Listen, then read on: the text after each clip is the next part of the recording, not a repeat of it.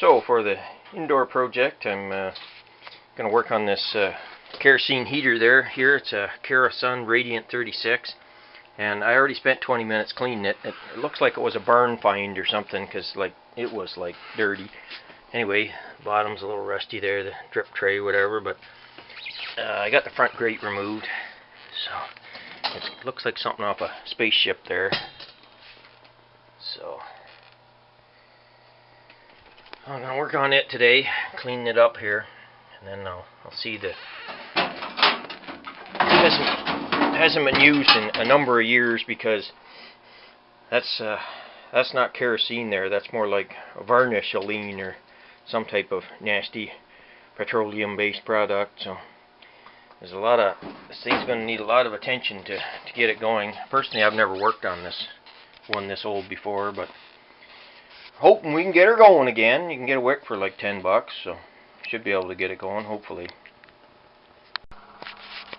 So I removed the 3 screws that hold it on there. There's one on each side and one in the back, and pulled out this big knob from there and removed this knob. Now I'm going to lift the top off.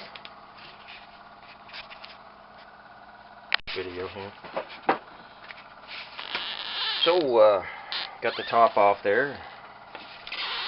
Still got quite a bit of somewhat liquid kerosene there in the I don't know, lower fuel portion of it there, so I've got to get rid of that, because it already gave my wife an asthma attack due to the vicious smell. Okay, so we got 3 screws here, plastic handled, thumb screws, whatever you want to call them. So we remove them. See what that does.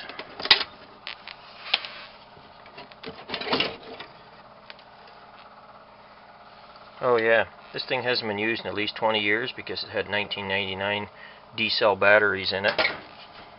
So that gives you an idea of the age of it.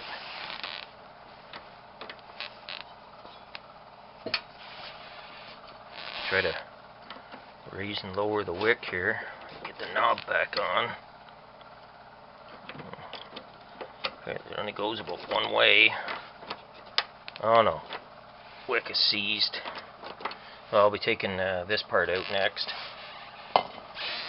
3 little thumb screws there.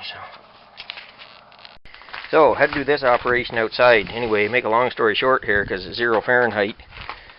I sprayed the inside top of the wick down with carburetor cleaner. Just soaked it. Used like half a can. And then it took a bunch of slamming back and forth to get the wick, bottom of the wick, to come through there. And I cleaned the bowl there too, carburetor cleaner. You can see the nice color of it there in the rags, paper towels. So yep, the wick was grabbing a hold of it, and carburetor cleaner helped dissolve the kerosene varnish. So that'll work. Use carburetor cleaner. This old wick here is not in very good shape, that's for sure.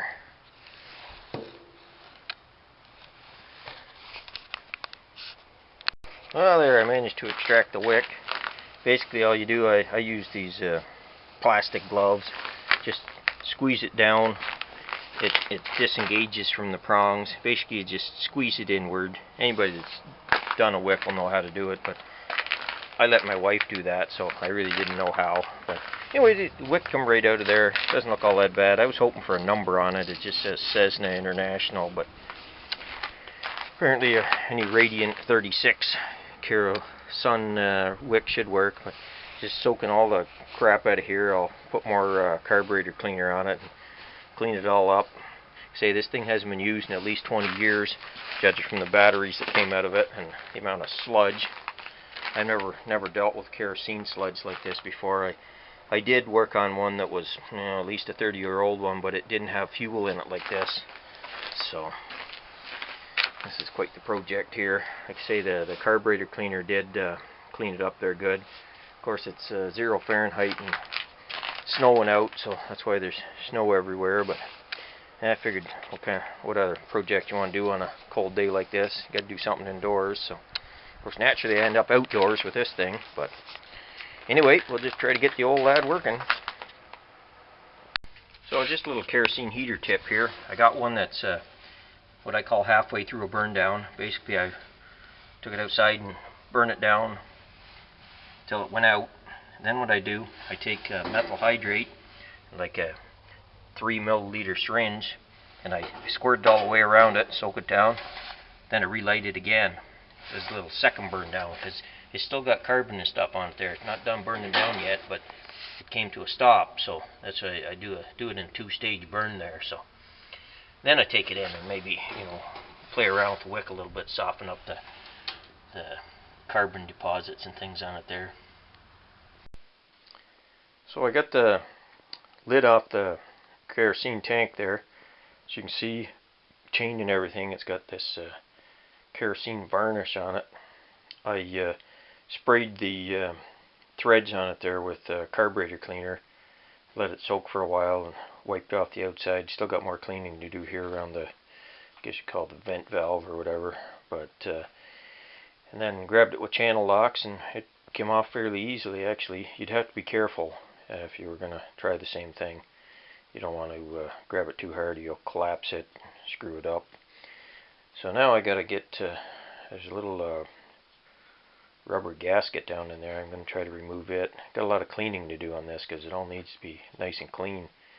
But the 20 years of evaporating kerosene there left some serious deposits on this. So anyway, carburetor cleaner seems to be the way to go with it. I'm going to take it easy there on this because of that rubber washer there. I don't want to destroy it. So I've got it all torn apart here, and just show the 4 holes in the bottom that this guy mounts to. Leave that direction. I was able to get this out and clean the kerosene well out there. I had it soaking in bar salt for about 3 weeks, and my wife's installed the new wick in here. Goes up and down okay. A lot of cleaning in this part due to the old kerosene. And then also my wife cleaned up this part here. Got it looking just about like new. And I cleaned up the tank there, so see, it's looking good now too.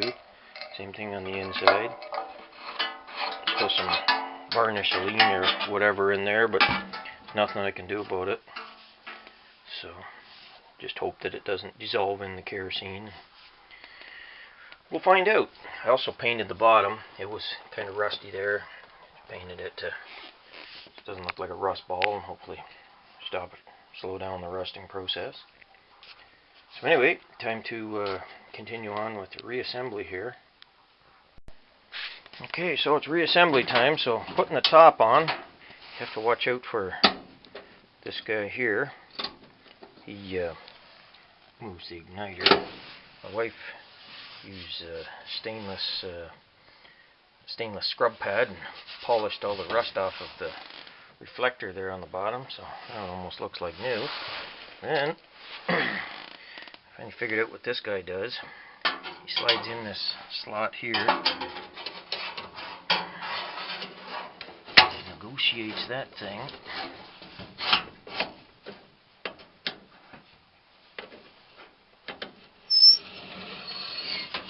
he slides over. So, just pushes on.